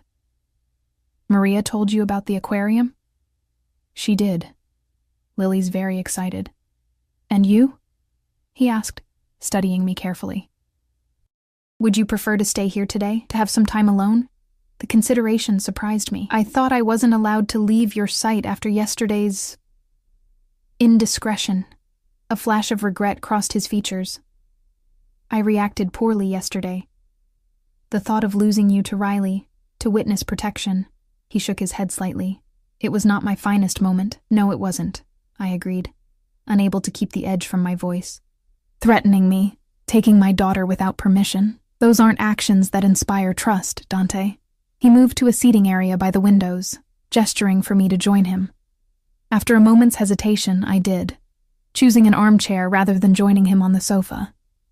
"You're right," he said simply, surprising me again. "I've spent my life taking what I want, when I want it, forcing outcomes through power and intimidation. It's difficult to change those instincts, especially when something matters deeply to me." The raw honesty in his voice caught me off guard. "And I matter deeply to you. You know you do." His eyes held mine, intense and unwavering. "You and Lily both." I looked away, unable to bear the weight of his gaze. "Why?" "You barely know us." "I know enough," he said softly. "I know you work harder than anyone I've ever met. I know you sacrificed everything for your daughter. I know you have a kindness that this harsh world hasn't managed to crush." He leaned forward, though he didn't attempt to touch me. "And I know that when you look at me, really look at me, you see past the name, past the reputation. You see the man beneath, the man who orders beatings for people who cross him," I reminded him, needing to hold on to my anger, my wariness. "Yes," he acknowledged without hesitation. That man, too. I won't pretend to be something I'm not, Eliana. I've done things, terrible things, that I can never undo. But the future... He hesitated, choosing his words carefully. The future can be different, if I have something worth changing for. Me and Lily, I said flatly. No pressure there. A ghost of a smile touched his lips. I'm not asking you to redeem me. Only to give me a chance to prove I can be the man you and Lily deserve. By taking us to the aquarium, I said, unable to keep a hint of wry humor from my voice. His smile widened, genuine amusement lighting his eyes. It's a start. Sharks are very impressive, you know. Lily will love them. Despite everything, I found myself smiling back. She will. A moment of comfortable silence stretched between us, so at odds with the tension of yesterday, that it felt almost surreal. Finally, I gathered my courage to ask the question that had been plaguing me since waking. If I say no to your offer, what happens? Really? Dante's expression turned serious again. I meant what I said. You and Lily will be provided for. New identities, new location, financial security. And if I say yes? If we stay? He leaned back, his posture relaxed, but his eyes intense on mine. We take it one day at a time. You and Lily remain here, where I can ensure your safety. You get to know me. The real me. Not just the Mafia boss. I continue my work to legitimize our businesses. When you're ready, if you're ever ready, we make it official. Marriage, I said, the word still feeling foreign, impossible. Eventually, he agreed. But not until you're certain. Not until you can say yes without reservation. I studied him, trying to reconcile the dangerous, controlling man from yesterday with this patient, almost vulnerable version before me now. And in the meantime, my job, my apartment... Your apartment lease has been paid through the end of the year, he said, confirming my suspicion that he'd already been managing aspects of my life I hadn't even realized. As for your job, that's your choice. If you want to continue working at Bellini's, you can, though I hope you might consider other options. Such as... You were studying music before Lily came along, weren't you? At my surprised look, he added, I make it my business to know everything about people who interest me. That was a lifetime ago, I said softly, memories of abandoned dreams stirring painfully. I had to drop out when I got pregnant. There was no time, no money. There is now, he said simply. If you wanted to return to your studies, I could arrange it. Or if there's something else you'd rather pursue, anything at all, it would be my pleasure to make it possible. The offer was tempting, so tempting that it frightened me. How easily I could become dependent on him, accustomed to his wealth and power solving all my problems. How quickly I could lose myself in the life he was offering. I need to think, I said finally, about all of this. I can't just decide overnight to completely change our lives. Dante nodded, accepting this without argument. Take all the time you need. In the meantime, he checked his watch, an understated but undoubtedly expensive piece. Shall we take Lily to see those sharks? Actually, yes, I decided, surprised by my own response. I think that would be good for her, for both of us. His smile was worth the concession. Excellent. I'll tell the security team to prepare. The day that followed was surreal. We traveled to the aquarium in a convoy of 3 black SUVs, Dante's security team maintaining a discreet but constant perimeter around us. Yet within that bubble of protection, the outing felt almost normal. A family trip, Lily skipping between us, her small hand sometimes in mine, sometimes in Dante's. Watching him with my daughter was a revelation. He answered her endless questions with infinite patience, knelt to her level to point out interesting fish, lifted her onto his shoulders when the crowds around the shark tank made it difficult for her to see. His usual intimidating demeanor softened completely in her presence, revealing a gentleness I wouldn't have believed possible. He's good with her, a voice observed quietly beside me as I watched Dante and Lily at the touch pool, his large hands carefully guiding her smaller ones as she giggled at the feel of a starfish. I turned to find Maria standing nearby, her expression warm, but evaluating. I hadn't realized she had accompanied us. though it made sense that Dante would bring his trusted housekeeper on what was essentially a test run of our potential future. Yes, he is, I admitted. Surprisingly so. Maria smiled knowingly. Not so surprising, perhaps. He had a younger sister once, Sophia. She would have been about your age now. Had? I asked, sensing a story behind her careful phrasing. Sadness flickered across the older woman's face. She died when she was 12, leukemia. Mr. Castellano was 17, just beginning to take on responsibilities in the family business. He spent every moment he could at her bedside, reading to her, making her laugh when the treatments made her so ill. The revelation struck me deeply. Dante had never mentioned a sister, let alone one he had lost so young. I didn't know. He doesn't speak of her, Maria said softly. The pain is still too great, even after all these years, but I see her in his eyes sometimes. Especially when he looks at your Lily. She patted my arm gently, just something to consider, as you make your decision. She moved away before I could respond, leaving me to contemplate this new piece of Dante's puzzle. A teenage boy losing his beloved sister, even as he was being groomed for a life of power and violence. How had that shaped him? How had it influenced the man he had become? Mommy, look. Lily's excited voice pulled me from my thoughts. She ran toward me, Dante following at a more sedate pace, a fond expression on his face. I touched a ray. It was slimy and weird. That's amazing, sweetheart, I said, kneeling to accept her enthusiastic hug. Over her head, my eyes met Dante's, and something passed between us, an understanding, a connection I couldn't quite define, but couldn't deny either. The rest of the day passed in a similar fashion. Lunch at an upscale restaurant that nonetheless catered to children. A visit to the gift shop where Dante insisted Lily could choose anything she wanted. She selected a plush shark nearly as big as herself. And finally, ice cream despite the autumn chill. By the time we returned to the penthouse, Lily was half asleep against Dante's shoulder, her new shark clutched tightly in one arm. He carried her effortlessly, his expression softening whenever he glanced down at her drowsy face. I can take her, I offered, as we stepped into the elevator. I don't mind, he replied quietly, adjusting Lily more comfortably against his chest. She's tired herself out. Watching them, I felt something shift within me, a softening. A recognition that despite everything, despite all the reasons I should take Lily and run as far from Dante Castellano as possible, there was something here worth considering. Something that might, against all odds, be right for both of us.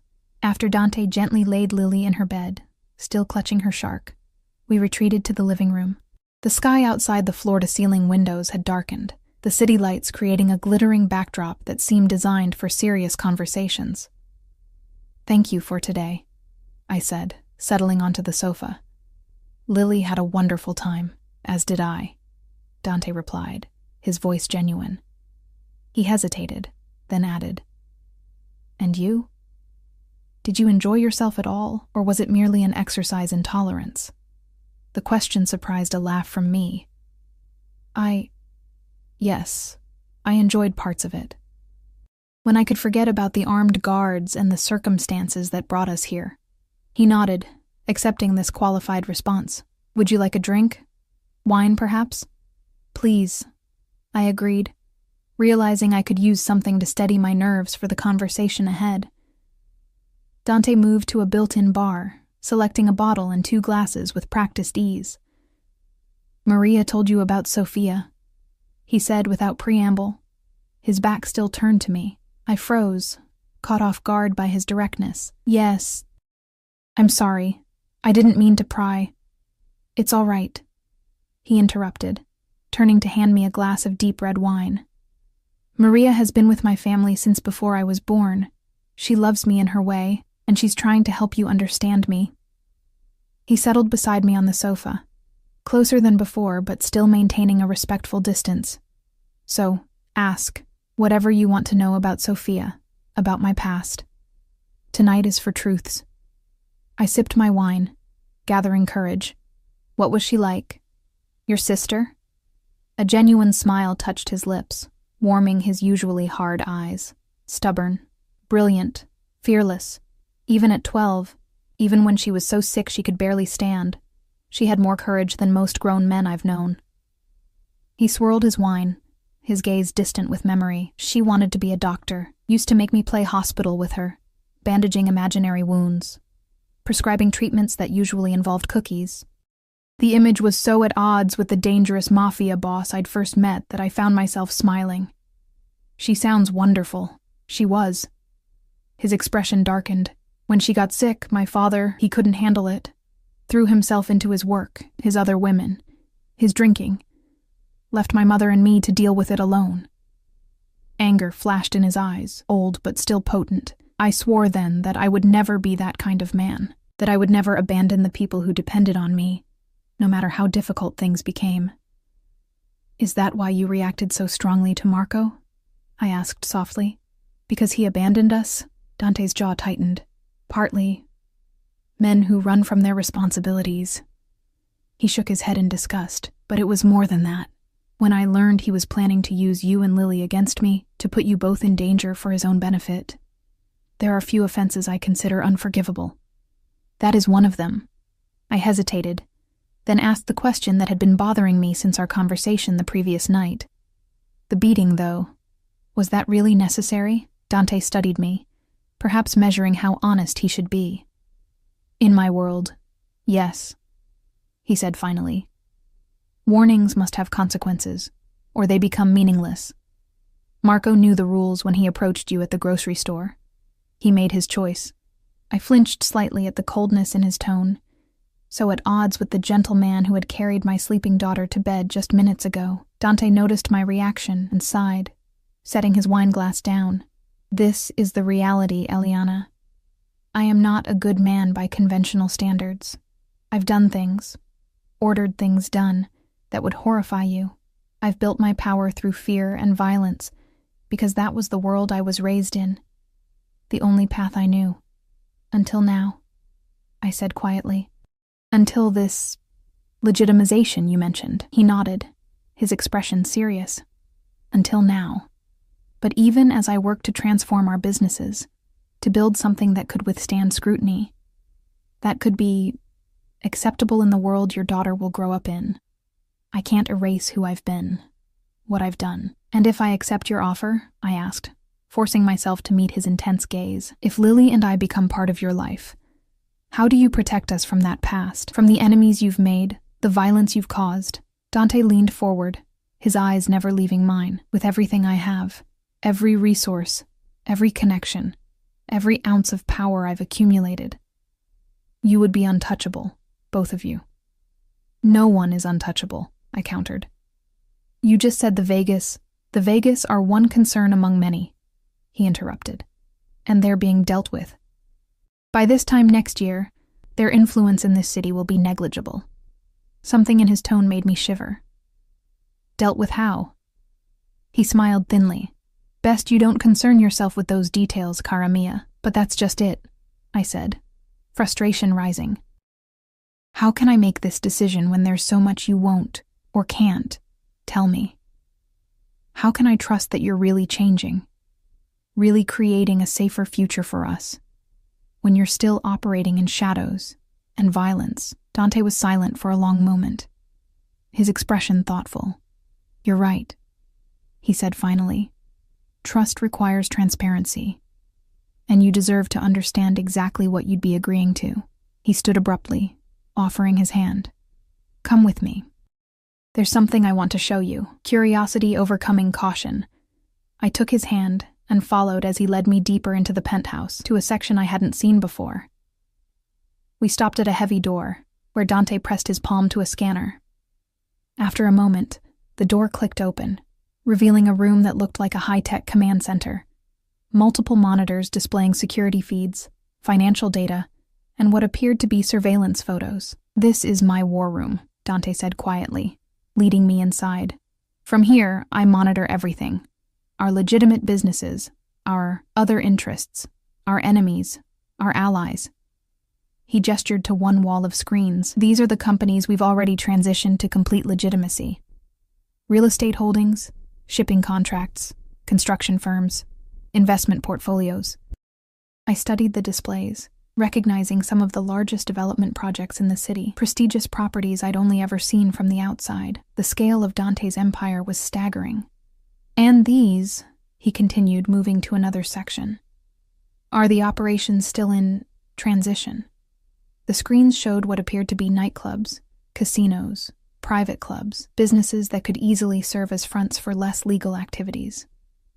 Gambling, primarily, Dante explained, noting my questioning look.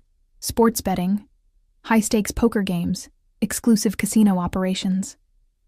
Currently operating in gray areas of the law, but being restructured to comply with new gaming regulations by next quarter.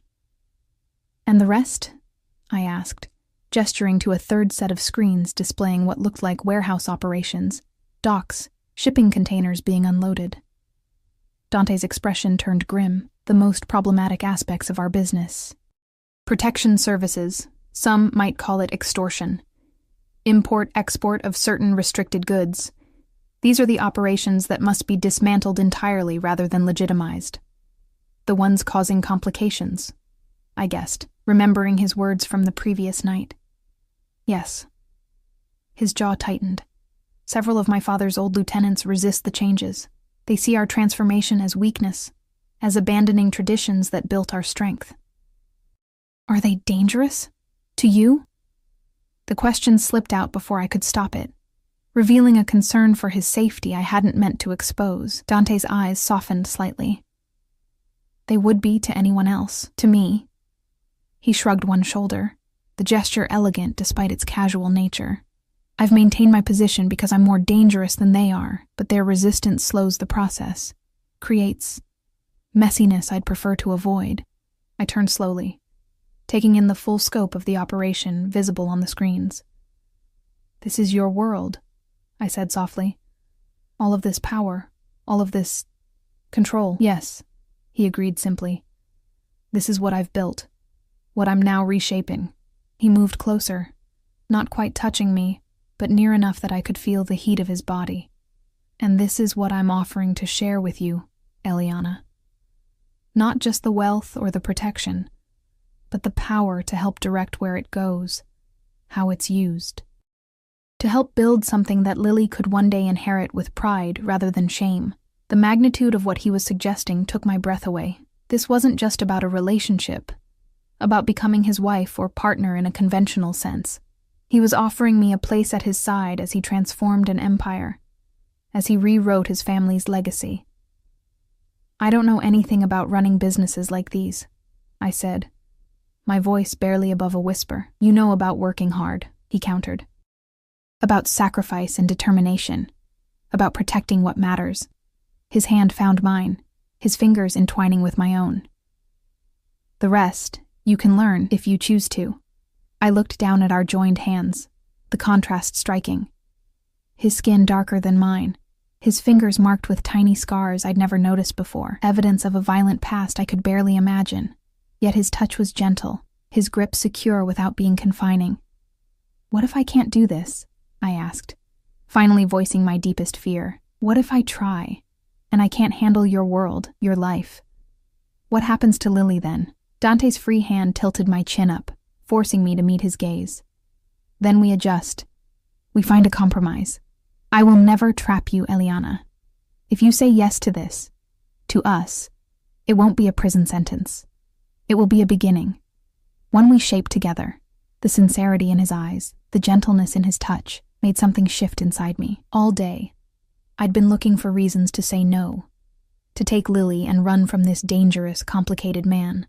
But now, standing in the heart of his operation, seeing both the darkness of his world and his genuine desire to transform it, I found myself considering a different possibility. What if saying yes wasn't surrender, but strength? What if this unlikely connection between us was exactly what we both needed? He to find his way toward redemption, me to find security and possibility after years of struggle. I need to ask you something, I said, my voice stronger now. And I need you to be completely honest, even if you think the truth will make me leave. Dante nodded, releasing my hand and giving me space. Ask. Detective Riley showed me photos, I said, watching his expression carefully, of men who crossed you, men who didn't survive the experience. I swallowed hard, gathering courage. Have you killed people, Dante? Ordered their deaths? His expression didn't change, but something in his eyes darkened. Yes. The single word hung between us, heavy with implication. I'd known the answer before I asked, of course. No man reached Dante's position without blood on his hands, but hearing him admit it so directly made it real in a way I couldn't ignore. Could you ever stop? I asked. The question surprising even me. Not just the illegal businesses, but the violence, the retribution. Could you ever truly become the man you're pretending to be with Lily? I'm not pretending with Lily, he said sharply, genuine offense in his tone. What you see between us, that's real. But so is the man who ordered Marco beaten, I countered. So is the man who threatened me yesterday, who has enemies watched and eliminated. Both versions of you exist, Dante. I need to know which one will win in the end. He was silent for a long moment, his expression thoughtful. Violence has been my language for so long, he said finally. The currency of respect in my world. Changing that, it won't happen overnight. It may never be complete. He stepped closer again, his eyes intense on mine. But I can promise you this, I will never bring that violence home. Never let it touch you or Lily, and I will continue moving our businesses toward legitimacy until violence is no longer necessary to maintain our position. And if someone threatens us, threatens you? A dangerous smile curved his lips. Then all bets are off, cara mia. I told you. I protect what's mine, by any means necessary. It wasn't the answer I wanted, but it was honest. Dante Castellano would never be a conventional man, never fully escape the darkness that had shaped him. But perhaps, with the right motivation, he could channel that darkness, control it, use it to protect rather than destroy. I don't know if I can live with that, I admitted, with knowing what you're capable of, what you might do in our name. You don't have to decide tonight, he said, reaching for my hand again. Or tomorrow or next week. Take the time you need, Eliana. I've waited my whole life to find you. I can wait a little longer for your answer. His words sent warmth spreading through me despite my lingering doubts.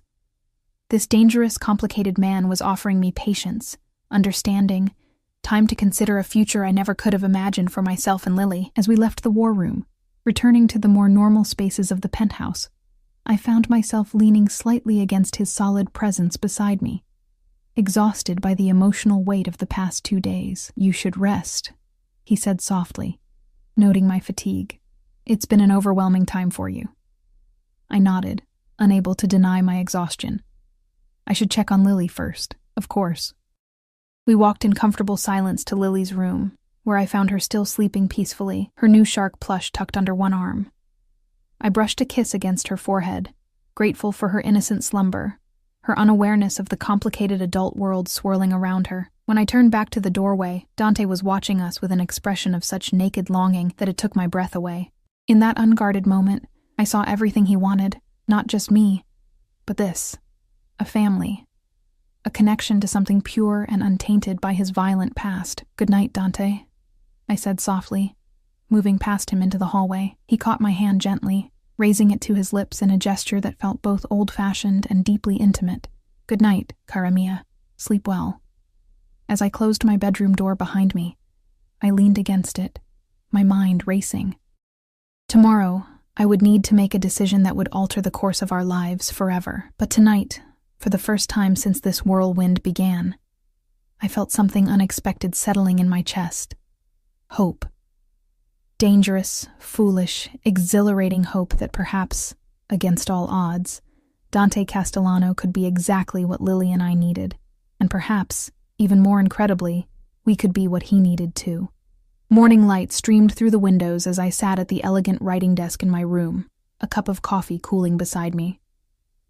I'd been awake since dawn, my mind too full of thoughts to allow for restful sleep. On the pristine stationery Dante had provided, heavy cream paper with a subtle watermark, I'd written 2 lists: reasons to stay, reasons to go. The go column was substantial: Dante's criminal past and present, the violence he'd both committed and ordered, the enemies who might target us to get to him, the complications of raising Lily in his world, the loss of independence that would inevitably come with accepting his offer. Yet the stay column had grown longer as the morning progressed. Security for Lily, financial, physical, emotional. The chance to pursue dreams I'd abandoned years ago. Dante's genuine care for my daughter. The undeniable connection between us, something I couldn't fully explain but couldn't deny either. The possibility of helping shape his transformation into something legitimate, something lasting. A soft knock interrupted my thoughts. "Come in," I called, expecting Maria with breakfast. Instead, Dante himself entered, already dressed in casual slacks and a light sweater, his hair still damp from a shower. He carried a small tray with a fresh cup of coffee and a plate of pastries. "I thought you might be awake," he said, setting the tray on the desk beside my lists, which I instinctively moved to cover. He smiled slightly but didn't comment on my protective gesture. "Lily's still sleeping. Yesterday's excitement tired her out." "Thank you for the coffee," I said, wrapping my hands around the warm mug. "Did you sleep well?" "No." His honesty surprised me. I rarely do. "Nightmares?" I asked before I could stop myself. A shadow crossed his face. "Sometimes." "Mostly just thoughts that won't quiet." He hesitated, then added, "Last night, thoughts of you, of what your decision might be." The vulnerability in his admission touched me unexpectedly. This powerful man, who controlled an empire built on fear and dominance, was standing before me with uncertainty in his eyes, waiting for my judgment. "I've been thinking about it all night too," I admitted, making lists, weighing options. "Very practical," he observed, his lips quirking in a small smile. "May I?" He gestured to the armchair near the desk. I nodded, and he settled into it, his posture relaxed, but his eyes intent on mine. "Have your lists provided clarity?" "Some," I said cautiously. "There are good reasons to walk away from this. From you, reasons any rational person would consider definitive. And yet you haven't packed Lily's things and demanded I take you home," he noted, "which suggests there are also reasons to stay that carry significant weight for you." I sipped my coffee, using the moment to gather my thoughts. "Last night, you showed me your operation, your power, your control. But there's something you haven't shown me, something I need to understand before I can make this decision." Dante leaned forward slightly, his expression serious. "Ask, and if it's in my power to show you, I will." "Your heart," I said simply. "Not the part that loves Lily, that's evident to anyone who sees you with her. Not even the part that wants me, desires me. That's clear enough too." I set my coffee down, holding his gaze steadily. "I need to see the part that's capable of truly loving someone, of putting their needs above your own power, your own control. I need to know that exists, Dante, before I can even consider a future with you." He was silent for a long moment, his dark eyes unreadable. When he finally spoke, his voice was lower, rougher than I'd heard before. "What do you know about my father's disappearance?" The official story. The abrupt change of subject caught me off guard. "Just what everyone knows. He went missing 3 years ago. His body was never found. Most people assume it was a rival family, or maybe an internal power struggle." Dante nodded slowly. "That's the story we allowed to spread. The truth is more complicated." He stood suddenly, moving to the window, his back to me. "My father didn't disappear. He's in a private medical facility in Switzerland, under a different name. Has been for the past 3 years. He's alive," I whispered, stunned by this revelation. Dante turned to face me, his expression grave. In a manner of speaking, he suffered a massive stroke. The doctors say he's aware but cannot speak, cannot move beyond blinking his eyes. He requires round-the-clock care. "I don't understand," I said, struggling to process this information. "Why fake his disappearance? Why not just tell people he was ill? Because in our world, illness is weakness," Dante explained, his voice hard. "And weakness invites attack. If our rivals had known my father was incapacitated, they would have moved against us immediately. The family would have been torn apart, our territory divided among enemies. So you..." "What? Took over and pretended he was missing?" "I created a narrative of mysterious disappearance that suggested both external and internal threats," he said, his tone analytical, detached. It kept everyone uncertain, cautious. It gave me time to secure my position without immediate challenges. I stared at him, still confused about why he was telling me this now. What does this have to do with what I asked you? Dante moved back to the chair, sitting closer to me this time, his eyes never leaving mine. I visit him every month, fly to Switzerland under the pretense of business meetings, sit by his bed for hours, telling him about the family, the business, reading to him from books he used to enjoy. His voice softened. He was a monster in many ways. Cruel, unfaithful, indifferent to my mother's suffering, to Sophia's illness. He taught me to be ruthless, to trust no one, to see compassion as weakness. And yet you care for him still, I said, beginning to understand. He is my father, Dante said simply. Family is everything, even when they don't deserve our loyalty, even when caring for them goes against every logical consideration. He reached for my hand, his touch gentle. The man who taught me to be a monster also taught me the importance of family bonds, of protection, of sacrifice for those who are ours. I looked down at our joined hands, his olive skin against my paler tone. You could have put him in some anonymous facility, forgotten about him. It would have been easier. Yes, he agreed, more practical, more in line with how he raised me to think. A hint of bitterness colored his tone. He would have done exactly that, had our positions been reversed, but you couldn't, I said softly. No. His thumb traced circles on my palm, the gesture absent-minded, intimate. Some obligations transcend logic, transcend deserving. Some bonds can't be severed, no matter how much simpler life might be without them. The realization of what he was truly telling me washed over me like a wave. This wasn't just about his father, it was about his capacity to love, to remain faithful to commitments even when they became difficult, inconvenient. It was his answer to my question about his heart. You're showing me that if I choose you, I said slowly, if I accept this life, this commitment, you would never abandon us, no matter what happened, no matter how difficult things became. His dark eyes held mine, filled with an intensity that stole my breath. I would die first, Eliana. You and Lily would never want for anything, would never face any hardship I could prevent, would never doubt your place in my life. This I swear to you. The fierce sincerity in his voice, the naked vulnerability in his expression, broke something open inside me. This dangerous, complicated man was offering me not just wealth and protection, but a devotion so complete it was almost frightening in its intensity. I believe you, I whispered, surprising myself with the truth of it. God help me, but I do. Something shifted in his expression, hope, perhaps, cautious but real. Does that mean...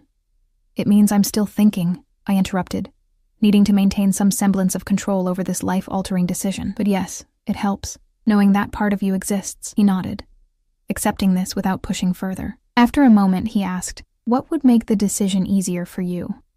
What concerns weigh most heavily? I considered the question seriously, appreciating that he wasn't simply trying to overcome my objections, but genuinely wanted to understand my hesitation. Lily, I said finally, my biggest fear is how growing up in your world might affect her. The danger, yes, but also the values, the expectations. I don't want her thinking violence is an acceptable way to solve problems. I don't want her becoming entitled or spoiled by wealth she didn't earn. I don't want her growing up afraid, always looking over her shoulder for threats. Dante's expression turned thoughtful.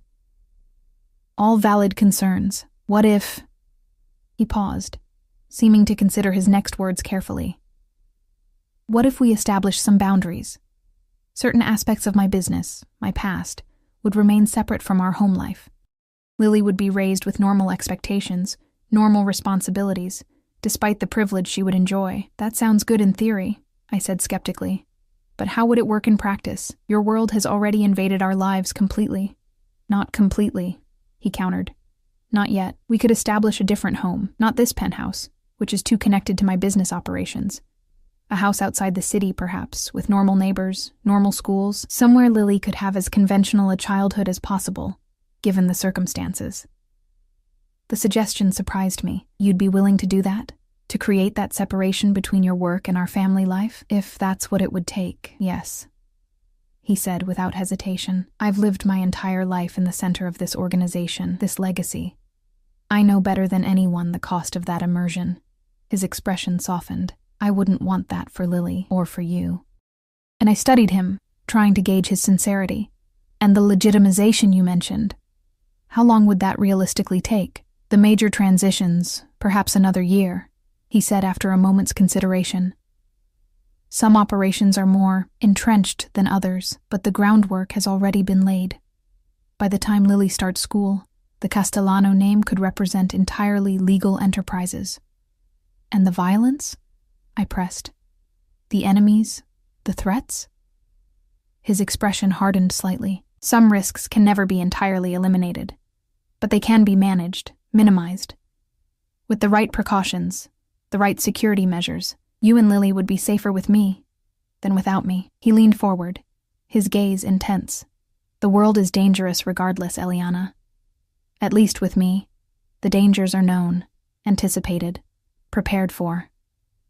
There was truth in his words, uncomfortable as it was to acknowledge. The world had never felt particularly safe to me, even before Dante entered our lives. As a single mother struggling to make ends meet, I'd faced different but equally real threats. Eviction, illness without insurance, the constant grind of poverty that wore down body and spirit alike. One more thing, I said, making a decision I hadn't even realized I was considering until that moment.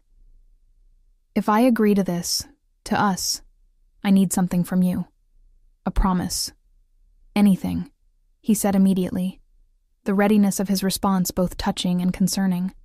I need to be your partner, not your possession, I said firmly. I need to have a voice in decisions that affect our family. I need to maintain some independence, my own interests, my own identity beyond being Dante Castellano's wife. He was silent for a moment, considering my words. Partnership is unfamiliar territory for me, he admitted finally. I've spent my life giving orders, not seeking consensus. But for you...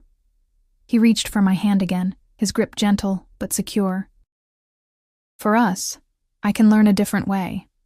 The simple acknowledgement of his limitations, his willingness to grow beyond them, felt more meaningful than any grand promise could have been. This powerful, controlling man was offering not just his protection and provision, but his vulnerability, his willingness to change patterns established over a lifetime. I need time, I said, though I could feel my resistance weakening with each moment, a trial period like you suggested.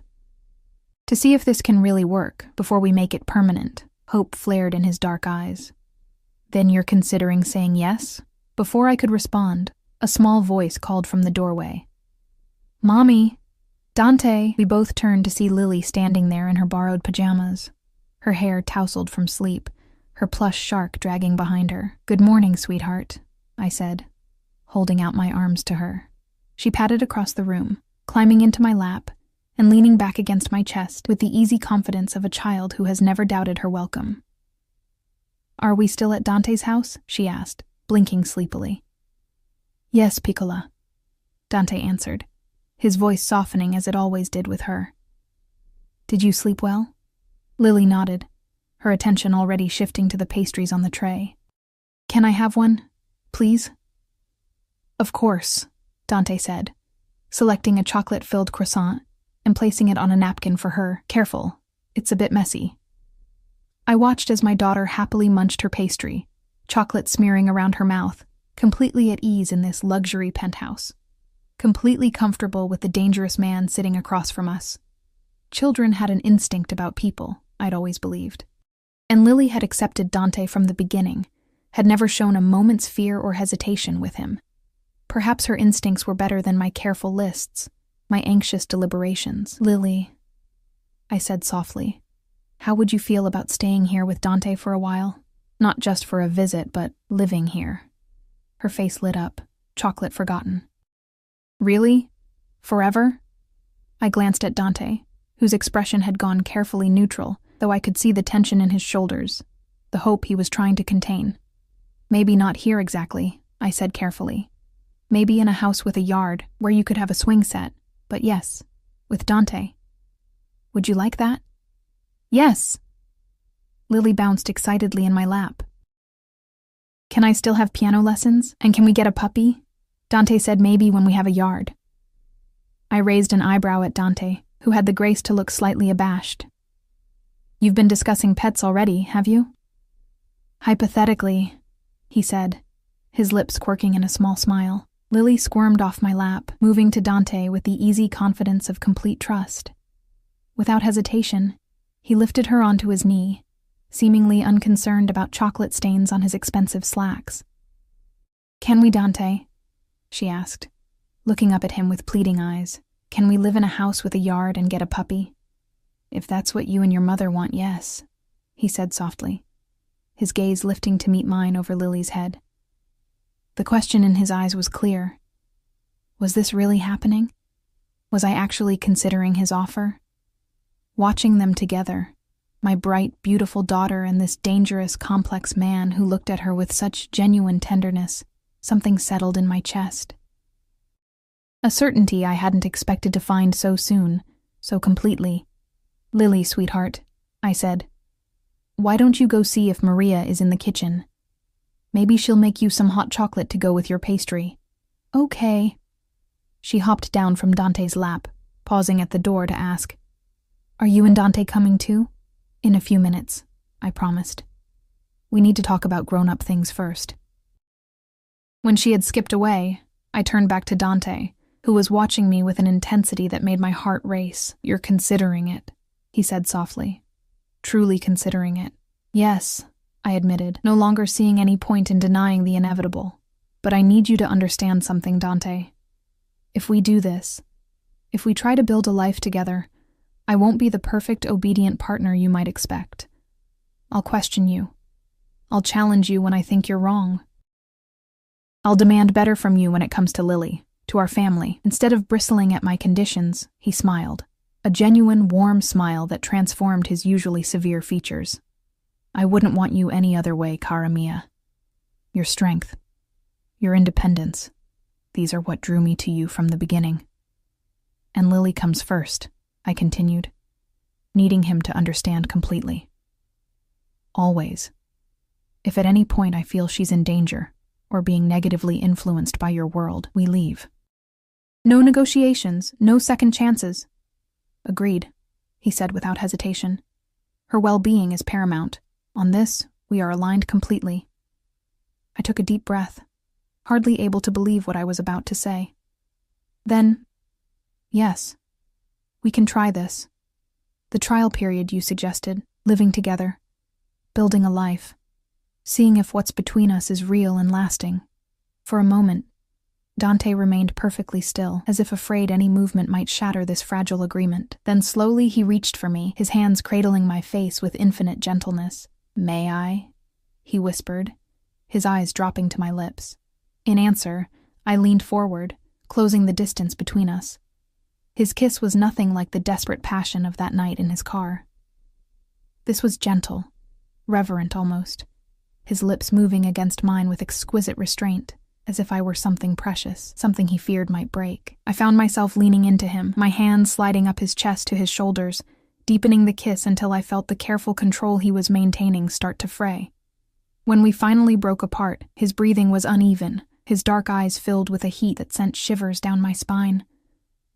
You have no idea how long I've wanted to do that properly, he murmured, his thumb tracing the curve of my lower lip.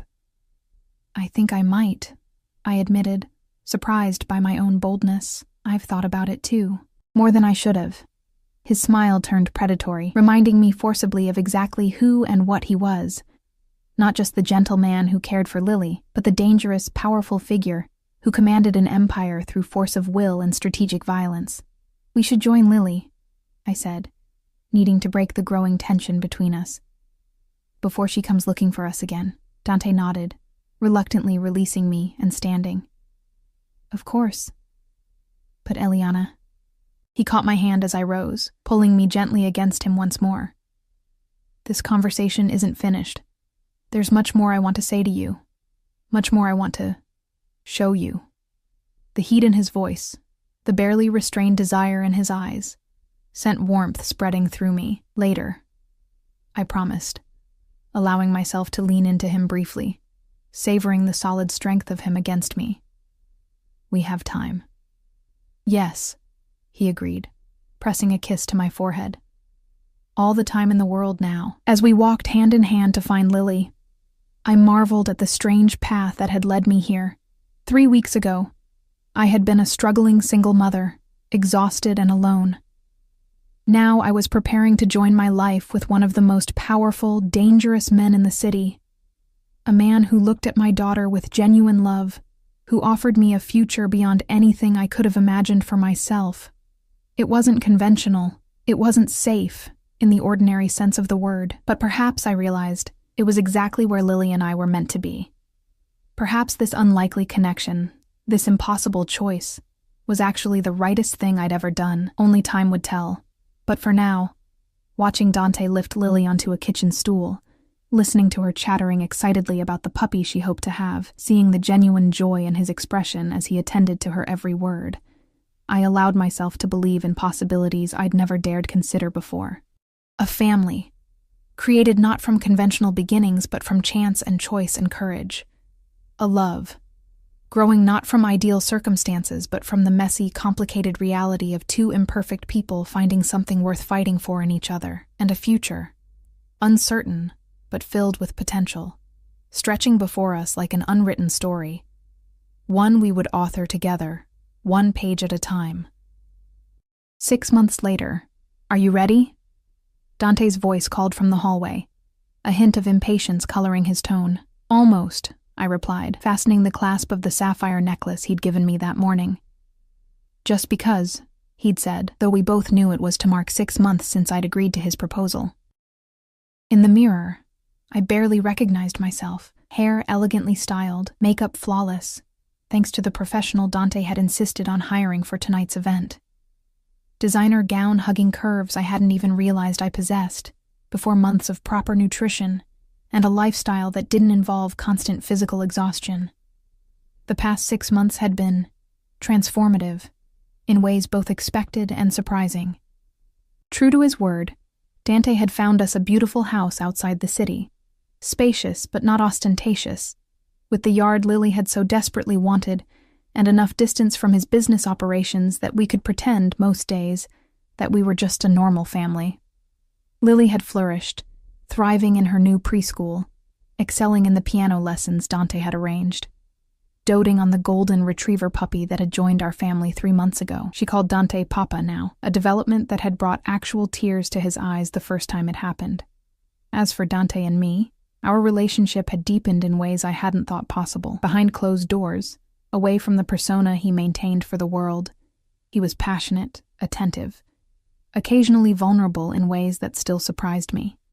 We argued sometimes, his natural tendency toward control clashing with my fierce independence, but those storms always cleared, leaving us stronger, more certain of each other.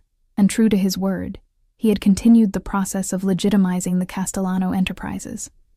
It hadn't been without complications. There had been tense nights when he returned home late, his expression grim, offering no explanation beyond business matters. There had been increased security measures implemented after what he would only describe as credible threats.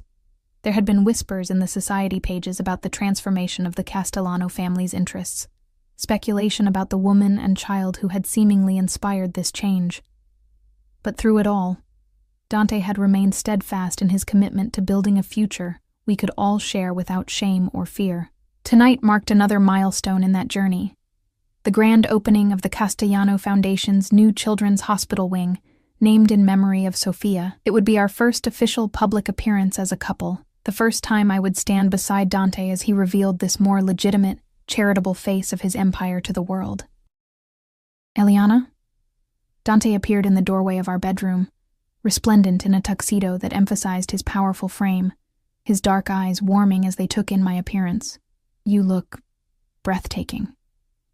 Thank you, I said, a blush heating my cheeks despite the months we'd spent together. Is Lily ready? Maria just finished helping her into her dress. She's very excited about being a princess tonight. His smile softened, as it always did when he spoke of my daughter. Our daughter, in every way that mattered now. She wants you to approve her hairstyle before we leave. I nodded, moving toward the door, but Dante stopped me, his hand gentle on my arm. Before we go, he said, his expression turning serious, there's something I need to ask you. What is it? I asked, concern flickering through me at his suddenly solemn tone. To my complete shock, Dante Castellano, feared Mafia boss, ruthless businessman, the most powerful man in the city, dropped to one knee before me, reaching into his pocket to withdraw a small velvet box. Our trial period is officially over, he said, his voice rough with emotion. And I find myself more certain than ever that you and Lily are everything I never knew I needed, everything I want for all the days of my life. He opened the box, revealing a stunning sapphire and diamond ring that perfectly matched the necklace I wore. Eliana Morgan, will you marry me? Will you be my wife, my partner, the mother of our family, now and always?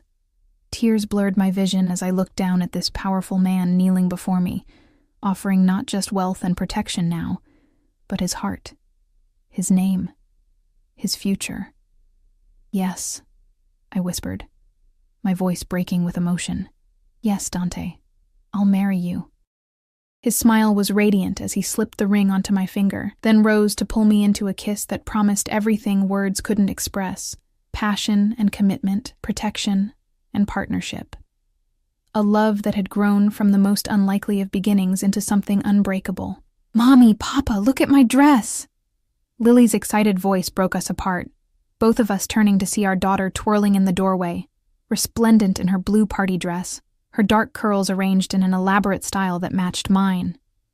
Dante lifted her effortlessly, settling her on his hip as he wrapped his other arm around my waist, drawing me against his side. What do you think, Piccola? Should Mommy marry us and be part of our family forever? Lily's eyes widened, her gaze dropping to the ring now sparkling on my finger. Yes, she squealed, clapping her hands in delight. Does that mean I can be flower girl? Maria said real princesses have flower girls at their weddings. Dante laughed, the sound free and unrestrained in a way it rarely was outside our home. Of course, Tesoro. You'll be the most beautiful flower girl the city has ever seen. As we made our way downstairs, Lily chattering excitedly about wedding plans between us, I marveled once again at the strange, wonderful path that had brought us here. From that first night at Bellini's, when Dante Castellano had walked into my life with all his danger and intensity, to this moment, a family, whole and happy, moving together toward a future brighter than I could have ever imagined. It wasn't a conventional fairy tale, the dangerous mafia boss and the struggling waitress finding in each other exactly what they needed to become more than they had been alone. But it was our story, and as I glanced at Dante, my fiancé, my protector, my partner, I knew with absolute certainty that I wouldn't change a single word of it.